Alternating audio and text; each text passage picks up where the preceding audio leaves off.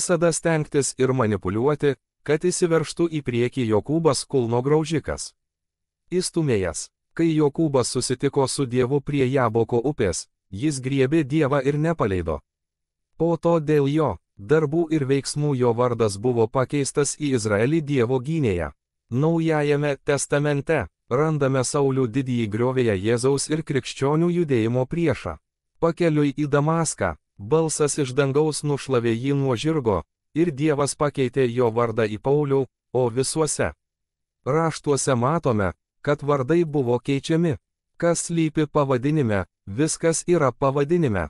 Kalėdų laikotarpiu atskleisime 7 Jehovos Dievo Jatechauva H hebrajiškai. Tetragramatonas lygų į H vardus kitus vardus, kurie Senajame testamente žymėjo galingus, žaidimą keičiančius įvykius. Kai tie įvykiai nutikdavo, hebrajų Dievo tarnai pažymėdavo tą vietą, dažnai iš akmenų krūvos padarytų aukuro. Jie pažymėdavo vietą taip, kad kiekvieną kartą, kai jie ir kiti praeidavo pro tą aukurą ar žymeklį, ta akmenų krūva simbolizuotų tai, ką toje vietoje padarė Dievas. Dabar daugelyje vietų yra istorinių ženklų, žyminčių įvairius įvykius ar svarbias vietas. Žydai iš tikrųjų kaip ženklą pridėdavo Jehovos vardą. Jehova Naisi, Dievas yra mano vėliava išėjimo 17. 16. Giedame giesmę pergalę Jėzuje, mano gelbėtojui per amžius. Mes suprantame vardą Naisi vėliava pergalė prieš mus. Jehova Džeas, Dievas pasirūpins pradžios 22. 13 Angė 14. Prie tilto giedame giesmę Džeja. Jis yra mūsų aprūpintojas, Dievas aprūpins. Jehova Rafa, Dievas gydo išėjimo 15. 26. Dievas, kuris gydo, jis ir šiandien yra Rafos Dievas. Jehova Šalomas, Teisėjų 6. 24. Jis yra mūsų ramybė. Jehova Rohi, Dievas, mūsų kelias ir ganytojas Psalmių 23. 1. Jėzus yra kelias, tiesa ir gyvenimas, taip pat mūsų ganytojas. Jehova Citkeno, teisumo Dievas Jeremijo 23.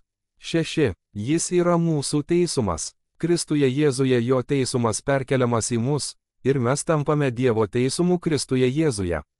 Jehova Šama, Izechil 48. 35. Dievas yra ten visada esantis, Izechil 48. 35. Jis yra Dievas, kuris niekada tavęs nepaliks ir neapleis, Dievas, kuris yra artimesnis už brolį, Dievas, kuris tave atvedė taip toli, niekada tavęs neapleis, nepaleis ir nepaliks. Galime pažodžiui melstis šiais Dievo vardais. Viešpatie, dėkoju tau, kad esi Jehova Šama, ir tu manęs neapleidi, nepalieki, nesugėdini ir nežemini. Tu mane čia atvedei ir mane vesi toliau. Dievo vardai yra galingi, tačiau yra priežasčių, kodėl tie vardai egzistuoja.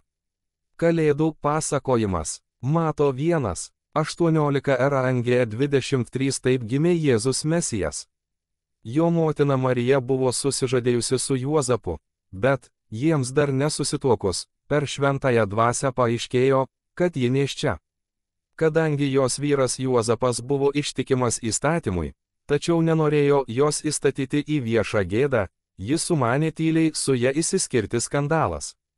Tačiau jam tai apsvarščius, sapne jam pasirodė viešpaties angelas ir tarė: Juozapai, Dovydo sūnau, nebijok parsivesti Marijos namo kaip savo žmonos, nes tai, kas joje pradėta, yra iš šventosios dvasios. Ji pagimdys sūnų, ir tu turi duoti jam vardą Jėzus, nes jis išgelbės savo tautą iš nuodėmių. Visa tai įvyko, kad išsipildytų tai, ką viešpats buvo pasakęs per pranašą. Mergelė pradės ir pagimdys sūnų, ir jį pavadins Emanueliu, tai reiškia Dievas su mumis. Tai istorija apie Juozapą, nuolankų žmogų. Kodėl Dievas pasirinko Juozapą? Mes nežinome. Dievas ne visada kviečia galinguosius populiarius žmones. Jis ne tik pasirinko Juozapą ir Mariją, bet ir pasirinko juos iš miesto, apie kurį žmonės sakė: kaip iš Nazareto gali išeiti kas nors gero. Čia matome šventąją dvasią prieš ją dabartiniu pavidalu. Išleidžiant į žemę, ji vis dar buvo trejybinio Dievo trejybės tėvo, sūnaus, šventosios dvasios dalis. Jis jau egzistavo, net pradžios knygos 1:1, kur jis pakibo virš vandenų, o Dievas per savo dvasią viską pašaukė į kūrinyje, taip pat vardas Elohim, kuris reiškia kuriantis Dievas, kuris kuria. Pasirodo šventoji dvasia ir angelas Juozapui praneša, kad Marija yra stebuklas, o kūdikis esantis joje buvo pradėtas ne žmogaus tėvo, bet antgamtiniu būdu. Kas yra vardas? Nuo pat pradžių buvo planas, ir jis buvo toks, kad Dievas nesitenkins sėdėjimų nuošalyje. Jono 1:14 NKJV. Ir žodis tapo kūnu ir gyveno tarp mūsų, ir mes regėjome jo šlovę, šlovę kaip viengimio tėvo, pilna malonės ir tiesos. Emanuelis Dievas su mumis. Jonas sako tą patį, ką ir angelas. Dievas Jėzus žodis tapo kūnu ir apsigyveno tarp mūsų. Jono 1:14 Biblijoje The Message Bible rašoma. Žodis tapo kūnu ir krauju ir apsigyveno kaiminystėje. Savo akimis pamatėme šlovę, vienintelę tokią, kaip tėvas, kaip sūnus, dosne iš vidaus ir iš išorės, tikra nuo pradžios iki galo. Dievas įsikūrė mūsų planetoje. Jis atėjo, pastoriaus Jimmy pamokslas. Jėzus apsivilko žemišką kostiumą ir persikėlė į kaiminystę. Žodis įsikūnijimas reiškia įsikūnijimas, žodis tapo kūnu ir apsigyveno tarp mūsų. Dievas su mumis. Dievo meilė buvo tokia nuožmi, tokia laukinė, kad jis negalėjo likti nuošalyje. Jis turėjo apsivilkti uniformą ir įsitraukti į žaidimą. Jis negalėjo tiesiog stebėti, kaip viskas vyksta.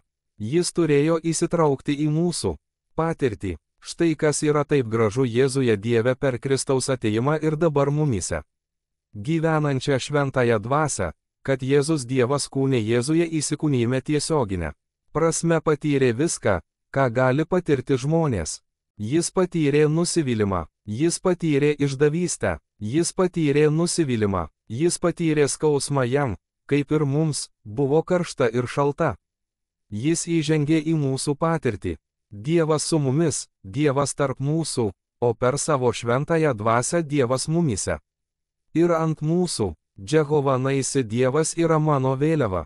Išėjimo 17:15 MSG. Mozė pastatė aukurą ir pavadino jį Dievas, mano vėliava. Jis sakė, sveikinkite Dievo valdžią. Dievas kariauja su Amaleku visada ir per amžius. Slėnyje vyko mūšis, o ant kalvos viršuje Mozė stebėjo, kaip izraelitai kaunasi su Amalekitais, tačiau jiems sekėsi prastai. Amalekitai buvo žiaurūs ir stiprūs kariai izraelitai. Stojo prieš juos į mūšį ir nugalėjo tol, kol Mozė laikė iškelias rankas galingas pergalės simbolis, bet kai po kelių valandų ore jo rankos pavargdavo ir jis nuleisdavo rankas pailsėti. Amalekitai imdavo dominuoti prieš Izraelį. Tuomet Aaronas ir Hūras priejo šalia Mozės iš abiejų pusių ir laikė jo rankas iškeltas į viršų galingas simbolis, kai maldoje stovima šalia žmogaus apsupama, tarsi sakoma, mes tave laikome, ir jiems taip elgiantis Izraelis nugalėjo Amaleką. Jie pažymėjo tą vietą, Mozė pastatė aukurą akmenų krūvą ir pavadino jį vardu. Viešpats yra mano vėliava, Jehova Naisi viešpats yra mano pergalė. Dėl šio gražaus Senojo testamento paveikslo dabar galime melstis. Viešpatie Jėzau šventoji dvasia tėv, dėkoju tau, kad tu esi Jehova Naisi, tu esi mano vėliava, kuri plevėsuoja virš manęs, ir ta vėliava sako. Pergalė. 1 Korintiečiams 15:57 Angė 58 pavyzdys iš Naujojo testamento. Bet ačiū Dievui, kuris suteikė mums pergalę per mūsų viešpatį Jėzų Kristų. Todėl, mano mylimi broliai, būkite tvirti, nepajudinami, visada kupini viešpaties darbo, žinodami, kad jūsų darbas ne veltui viešpatyje. Kodėl? Nes Jėzus yra mūsų pergalė. Jėzus yra mūsų vėliava. Dievas yra Jehova Naisi, mūsų vėliava Jehova Džaija, jis yra mūsų rūpintojelis. Galime melstis, viešpatie, galbūt. Dabar man tai neatrodo gerai. Mano akys nemato to, ką man reikia matyti savo banko sąskaitoje, savo situacijoje, kad ir kas vyktų ekonomikoje. Bet štai ką aš žinau, tėv. Biblija sako, kad tu esi Jehova Džaija, tu esi Dievas, kuris aprūpins. Toks yra tavo vardas, toks yra tavo charakteris, tokia yra tavo prigimtis ir aš galiu į tai atsiremti ir sakyti, kad ir kas nutiktų, aš tarnauju Jehovai Džiriai, ir jis yra mano aprūpintojas. Apsiginkluokite. Tai maldos ginklai. Pradžios 22:13 RANGE 14 NKJV. Abraomas pakėlė akis ir pažvelgė. Už jo stovėjo avinas, už ragų įsitviręs į krūmokšnį. Abraomas nuėjo, paėmė aviną ir paaukojo jį deginamajai aukai vietoj savo sūnaus. Abraomas pavadino tą vietą vardu. Viešpats parūpins, kaip sakoma iki šios dienos. Viešpaties kalne bus parūpinta. Kodėl? Nes Dievas liepė Abraomui eiti ir paaukoti savo sūnų, pažado sūnų. Jis, paklusdamas viešpačiui, nunešė vaiką į kalną, pastatė aukurą, padėjo jį ten ir pakėlė peilį, kad paaukotų savo sūnų, bet angelas jam sutrukdė. Abraomas pakėlė akis ir pažvelgė, o ten buvo avinas, sugautas už ragų gūžtoje. Abraomas paėmė aviną ir paaukojo jį deginamajai aukai vietoj savo sūnaus. Abraomas pavadino tą vietą Viešpats aprūpins Jehova Džaija. Jis pasitikėjo juo, kai viskas atrodė beprotiška, kai jokia žemiška logika negalėjo to išspręsti, jokia žemiška išmintis ar patirtis negalėjo prilygti tam, ką jis tikėjo, kad Dievas jį pašaukė padaryti, paaukoti savo vienintelį sūnų, akivaizdus paveikslas to, ką Dievas vėliau padarė su savo sūnumi. Skirtumas tas, kad nebuvo avino, bet buvo avinėlis, kuris buvo pats Jėzus. Gūžtoje nebuvo avino, bet avinėlis buvo ant kryžiaus už mus. Štai kaip stipriai Dievas mus myli. Pa 23, 1 RANGE 2 NKJV. Viešpats yra mano ganytojas, man nieko netruks, nes Dievas yra Jehova Džaija. Jis leidžia man ilsėtis žaliose ganyklose, aprūpina maistu ir pragyvenimu, veda mane prie ramių vandenų. Ramūs vandenys yra ne tik tam, kad turėtumėte Dievo ramybę, pranokstančią bet kokį supratimą, kad galėtumėte matyti gražius ramius vandenis, bet ir todėl, kad jums reikia vandens, kad galėtumėte gyventi. Jūs turite žolę, lauką ir gyvulius, kad užaugintumėte produkciją, užaugintumėte tai, ko jums reikia gyvybei palaikyti, o jis yra Jehova Džaija. Jis yra jūsų aprūpintojas. Turime tai įsidėmėti, jei Dievas jūs atvedė taip toli ten, kur esame dabar, ar tikrai tikime, kad jei jis yra Jehova Džaija mūsų aprūpintojas ir Jehova Naisi mūsų pergalė, mūsų vėliava virš mūsų, ar tikime, kad jis nuves mus taip toli ir pasakys: kągi, aš su jumis. Baigiau, tau gerai sekėsi, bet visą likusį gyvenimą turėsi viskam nusigriebti ir susitaupyti, ir tu liksi vienas, aš pašalinau savo malonę. Ne, turime išmokti šiuos žodžius, pradėti jais melstis ir naudoti juos kaip maldos įrankius. Tėv, dėkoju tau, kad esi Jehova Džaija. Tu teikia, tu neleidi man kristi, tu neleisi man badauti, aš būsiu paklusnus.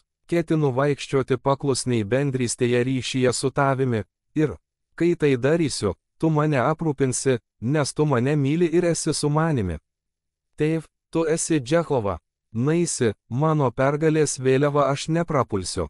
Net trumpalaikė nesėkmė nėra galutinė, ji nėra pražūtinga, iš jos pasimokysiu, ir kitą kartą, kai su tuo susidursiu, nugalėsiu, nes bręstu ir augu, o tai yra procesas per tam tikrą laiką, todėl tu esi mano pergalė, tu esi mano vėliava. 2 Petro 1, 3 RANGE 4 NKJV. Kaip jo dieviškoji galybė davė mums visa, kas priklauso gyvenimui ir pamaldumui. Pažindama tą, kuris pašaukė mus šlovę ir dorybę, per kurią mums duoti nepaprastai dideli ir brangūs pažadai, kad per juos taptumėte dieviškosios prigimties dalininkais, išvengia sugėdimo, kuris yra pasaulyje dėl geidulių. Jis suteiks viską, ko mums reikia, kad galėtume tai padaryti. Jis nesako, kad eitumėte ir medžiotumėte malkas, pabandykite sugauti ir surinkti tai, ko jums reikia, kad augtumėte į brandą ir patirtumėte gausų gyvenimą, apie kurį Jėzus kalbėjo Jono 10:10.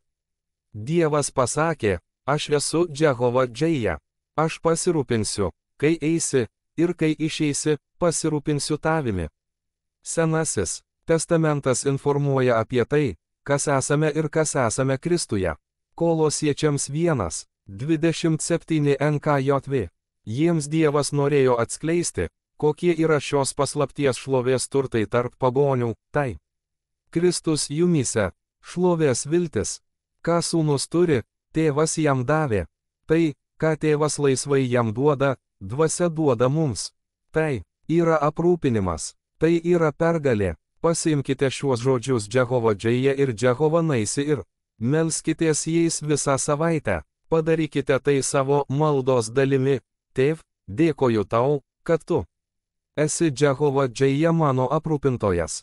Dėkoju tau, kad esi Jehova Naisi mano vėliava, mano pergalė. Padarykite tai, už ką meldžiatės.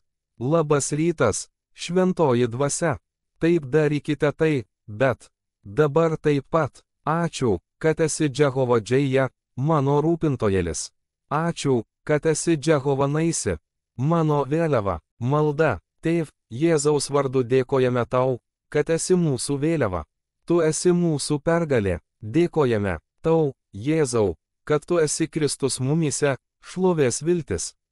Šventoji dvasia, padėk mums į tai atsiremti. Primink mums šią savaitę taip melstis. Tėv, dėkoju tau, kad esi Jehova Džeja, mano globėjas. Dėkoju tau, kad esi Jehova Naisi, mano pergalės vėliava. Tėv, dėkojame tau už tavo vardus. Dėkojame tau už tai, kad tie vardai buvo pažymėti altoriais ir tos vietos buvo pavadintos, nes tavo vardas yra tavo charakteris. Tavo vardas yra tai, kas tu esi, ir tai, ką tu darai. Dėkojame tau už šią tiesą, kuri perkeičia. Šiandien mes ją priimame. Šventoji dvasia, dėkojame tau, kad šiandien esi mūsų mokytojas. Užantspauduok šiuos dalykus mūsų širdyse giliai į mūsų gyvenimo dirvą, kad paukščiai negalėtų atskristi ir išnešti jų abejonių, silpnumo, baimės ar streso akimirką. Kad, viešpatie, tu užantspauduotum šias geras sėklas geroje dirvoje ir kad jos atneštų mūsų gyvenimo perkeitimo širdį. Mes mylime tave ir gerbiame tave. Jėzaus vardu. Amen. Ištekliai. Pastoriaus Jimmy Pruitt kasdieniai pamaldumai. Aleliuja veiksnys. Jackas Tayloras Dar. Jack Taylor parašė puikią knygą. Šlovinimo principų ir praktikos nuotykis. Tilto bažnyčia Frederiksburgas. Pastorius Jimmy Pruitt gruodžio 11, 2022. 2022. Kalėdų serija Dievas su mumis 2 savaitė. Mato 1:23. 7 hebrajiški Dievo vardai ir jų reikšmė mums šiandien. Mato 1:23 NV. Mergelė pradės ir pagimdys sūnų, ir jį pavadins Emanueliu, tai reiškia Dievas su mumis. Mes švenčiame šią tiesą, kad Biblijoje sakoma, jog jis bus vadinamas Jėzumi. Nuostabusis, patarėjas, galingasis Dievas, amžinasis tėvas, ramybės kunigaikštis is 9:6, bet taip pat Emanueliu, kas išvertus reiškia Dievas su mumis, ir jis yra su mumis. Dabar, 7 hebrajiški Dievo vardai atskleidžia jo charakterį. Jie ne tik identifikuoja jį, bet ir yra jo tapatybė, kalbant apie tai, kas jis yra ir ką jis daro. Praėjusią savaitę apžvelgėme pirmuosius 2 iš jų. Jehova Naisi Dievas yra mano vėliava Išėjimo 17:15. Nuostabu iš Biblijos sužinoti, kad Jėzus jau laimėjo karą. Jėzus dėl mūsų, Emanuelis Dievas su mumis jau laimėjo karą, kurį kai kurie iš mūsų jaučiasi tarsi kovotų dabar, laukia mūšiai ir susirėmimai, bet karas jau laimėtas. Jėzus jau paėmė mirties, pragaro ir kapo raktus iš priešo rankų, atidavė juos mums ir pasakė mums: eikite ir gyvenkite šį gyvenimą iki galo. Tiesą sakant, jei tai padarysite, turiu jums pažadą. Duosiu jums gausų gyvenimą iki galo. Mes žinome, kad yra vagis, kuris ateina vogti, žudyti ir naikinti, bet Jėzus sakė: aš turiu mirties, pragaro ir kapo raktus. Aš turiu karalystės raktus ir duodu juos jums, nes aš esu jūsų pergalės vėliava, kai kuriomis dienomis, kad ir kas nutiktų, kad ir kaip jaustumėtės savo lenktynėse, kad ir kaip viskas klostytųsi, vis tiek turite įskleisti savo vėliavą ir sakyti: mano Biblija man sako, kad galiausiai mes laimėsime, ir dėl to aš įskleidžiu savo pergalės vėliavą, ir dėkoju tau, Viešpatie, už pergalės vėliavą.